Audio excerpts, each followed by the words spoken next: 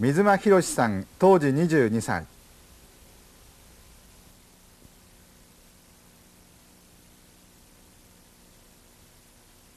8月8日、広島市上空を旋回し、広島飛行場に降りました。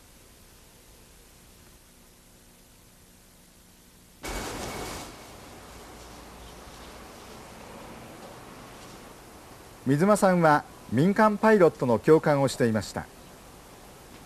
戦争が激しくなるにつれ、政府や国の幹部を運ぶ仕事に呼ばれる日が続きました。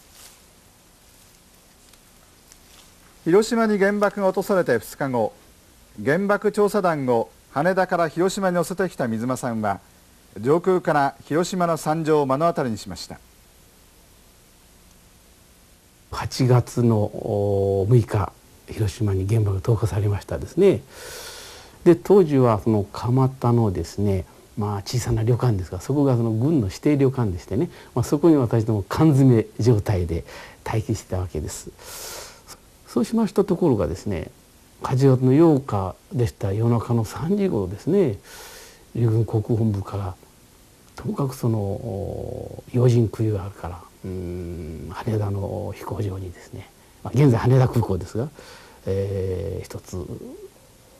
至急出頭してくれということでしてね、まだ8月の8日ちょうど原子爆弾の翌々日でございますよね。向かいの軍用車に乗りまして、羽田飛行場に出頭しました。そうしましたらですね、もうすでに飛行機のところにですね、その当時の要人行こうと思われる方が7、8名飛行機の前でもう待機してらっしゃるね。そうしましたらですね、参謀本部の参謀がですね、いや実は今日はその広島の方にですね行ってもらいたいと。実はその広島にですねやる新型爆弾が投下されたということで、今日はその新型爆弾の調査団1個を一つ広島でぜひその空輸してもらいたいということなんです。それで私ども今日のじゃあ空輸の任務というのは、そのやる広島の新しい新型爆弾のですね調査団1個だということが初めて分かったんです。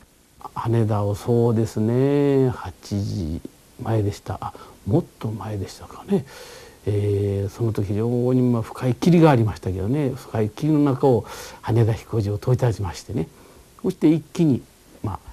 岸を西の方に向けて、飛び立ちました。飛行機はですね、当時のそのいわゆる民間旅客機で、立川式 Y 型輸送機というやつでしてね、それは小さい総圧輸送機ですからね。で後ろに8名の調査団1個をお乗せしましてね、そして飛び立ちました。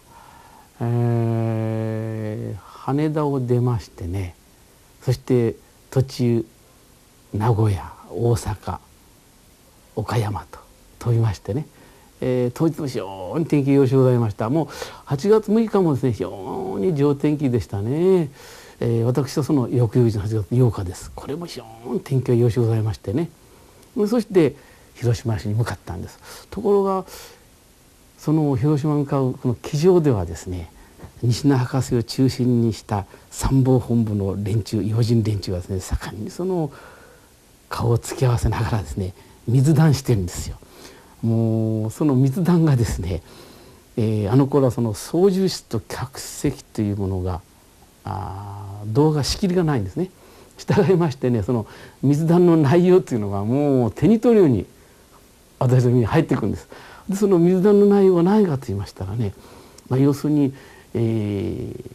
名博士に対しましてね、その参謀の方たちが今度そのいわゆる広島に落ちたその爆弾の規模ですね、性能はどんなもんですかとかですね、あるいはまた日本でこの種の爆弾は早く作れないものでしょうかとかね、それからまたこのその爆弾のこの被害とかですね、それからその人命に及ぼす影響とかというものはどんなもんでしょうとか、もうあれやこれやですね、その広島に落とした爆弾のことにしてその西名博士にいろんな質問をしておりましたね。それが非常に印象的でした。そういう言葉が飛行機の爆音にこのアルバイ非常に鮮明にアルバイや爆音に活気されてですね、あれってっていうふうにね耳を傾きがない私たちも盗み聞きというのはございませんがね、もういやおなし入ってくるのが非常にやっぱり不気味と言いますかね、非常にショックでしたね。そうこうしているうちにもう飛行機は岡山市上空通過しまして、もうすぐ広島上空がもう先に見えてきたんです。そこで私は広島市上空に来た時ですね、私もあっと思ってですね、一瞬もう絶句しました。と言いますのは、今まで東京上空から失礼しました、東京名古屋大阪と各主な都市上空をですね飛行機で眺めた時に、もう盛んにこの付近もその敵の空襲でですね都市はやられてたんですがね、その普通の空襲の焼け跡とですね広島では全く違っていましたね。広島市上空に来ました時にですね、もう本当にそれは何て言いますか、死の町って言いましょうかね、もうそれこそ死に飲まれたという感じでしょうか、もう死の砂漠化とでも言いましょうかね、もうそれちょっと表現ができない、なんて言っても不気味な光景でしたね。人も車もそれから動きというのはないんです。静寂そのものです。そして広島上空がですね飛行機から見た瞬間のぺーっとしてるんですよ。静寂そのものです。そこにですねあちらこちらからね真っ黒い煙がねもくもくもく上がってるんです。それがもういかにも対照的でしたね。黒い煙だけがあちこちが上がって、そしてやる死そのものはもう静寂そのものです。動いているというのは全く上空から見た限りでは見届けられなかったですね。もう不気味と言いますか、もう本当にそれはちょっと言葉の表現できないくらい静寂そのものでしたね。そうしましたら西野博士がともかく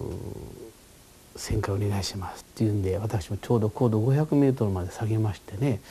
今はっきり覚えていますね。1000メートル500メートルで、今現在の1500フィートぐらいですから、もうかなり低いです。その時ですね、ハッとしました。と言いますのはね、なんか変な焦げ臭いと言いますか、また異臭ですよかね、特殊な匂いなんですよ。それが操縦室にふわーっと入ってきましてね、そして客室抜けっていくんですよ。それであまりにもひどいので一旦私も急に窓を閉めましたね。そうして友和は